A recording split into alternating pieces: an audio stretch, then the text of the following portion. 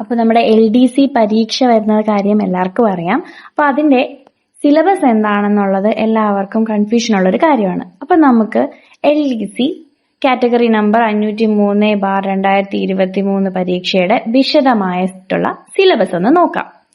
ഈ ഒരു പരീക്ഷയ്ക്ക് പ്രധാനമായിട്ടും ഏറ്റവും മെയിൻ ആയിട്ട് 5 ടോപ്പിക്കുകളാണ് അവർ പറയുന്നത്.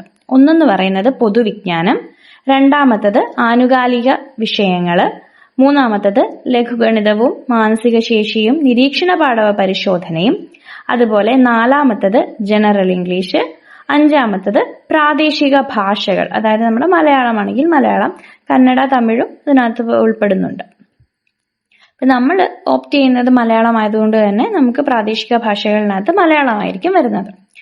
ഇനി ഈ ഒരു പൊതുവിജ്ഞാനത്തിൽ തന്നെ വീണ്ടും ചെറിയ സബ് ടോപ്പിക്കായിട്ട് ഒരു 11 സബ് ടോപ്പിക്കുകളായിട്ടാണ് വീണ്ടും തിരിച്ചിരിക്കുന്നത്. ആദ്യത്തെ എന്ന് പറഞ്ഞാൽ ചരിത്രമാണ്. ചരിത്രം എന്ന് പറയുന്നത് ഈ പൊതുവിജ്ഞാനത്തിലെ ചരിത്ര ഭാഗത്ത് നിന്നും 5 മാർക്കിനാണ് ക്വസ്റ്റ്യൻസ് ചോദിക്കാറ്. അതുപോലെ 5 മാർക്കിന് തന്നെ ഭൂമിശാസ്ത്രത്തിൽ നിന്നും ചോദിക്കുന്നുണ്ട്. മൂന്നാമത്തേതെന്ന് പറയുന്നത് ധനതത്വശാസ്ത്രമാണ്, അതും 5 മാർക്കിന് തന്നെയാണ് ചോദിക്കുന്നത്. നാലാമത്തത് ഇന്ത്യൻ ഭരണഘടനയാണ്, അതും 5 മാർക്കിനാണ് ചോദിക്കുന്നത്. അഞ്ചാമത്തെ സബ് ടോപ്പിക് എന്ന് പറയുന്നത് കേരളം, ഭരണവും ഭരണ സംവിധാനങ്ങളുമാണ്, അതും 5 മാർക്കിനാണ് ചോദിക്കുന്നത്.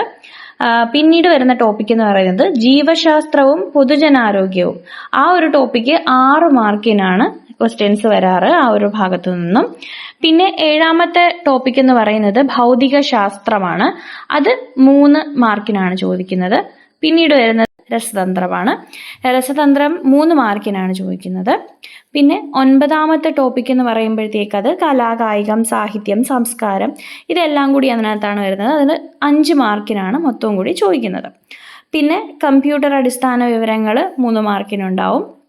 പിന്നെ അതുപോലെ തന്നെ 9ാമത്തെ സബ് ടോപ്പിക് എന്ന് പറയുന്നത് സുപ്രധാന നിയമങ്ങളാണ്. 11ാമത്തെ ടോപ്പിക് എന്ന് പറയുന്നത് സുപ്രധാന നിയമങ്ങളാണ്, അതും ഒരു 5 മാർക്കിനാണ് ചോദിക്കുന്നത്. അപ്പോൾ ആ ഒരു പൊതുവിജ്ഞാനത്തിന്റെ സബ് ടോപ്പിക്കുകളാണ് നമ്മൾ പറഞ്ഞത്. പിന്നീട് നമ്മൾ ആനുകാലിക വിഷയങ്ങളെ കുറിച്ച് പറഞ്ഞിരുന്നു. അതൊരു 20 മാർക്കിനും നമുക്ക് ആനുകാലിക വിഷയങ്ങൾ വരുന്നു, അതായത് കറണ്ട് അഫയേഴ്സ്.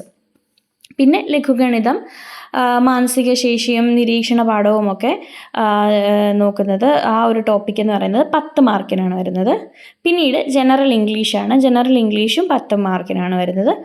പിന്നെ പ്രാദേശിക ഭാഷകൾ, ആ ഒരു സെക്ഷൻ എന്ന് പറയുന്നത് 10 മാർക്കിനാണ്.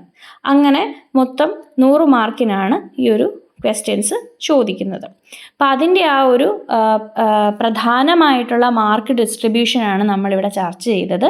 ഇനി നമുക്ക് ഓരോ ദിവസങ്ങളായിട്ട് ഓരോ ടോപ്പിക്കും ആ ടോപ്പിക്കിനുള്ളിൽ വരുന്ന ചെറിയ ചെറിയ സബ് ടോപ്പിക്കുകളും അതെല്ലാം ഓരോന്നായിട്ട് വിശദമായി തന്നെ പഠിക്കാം.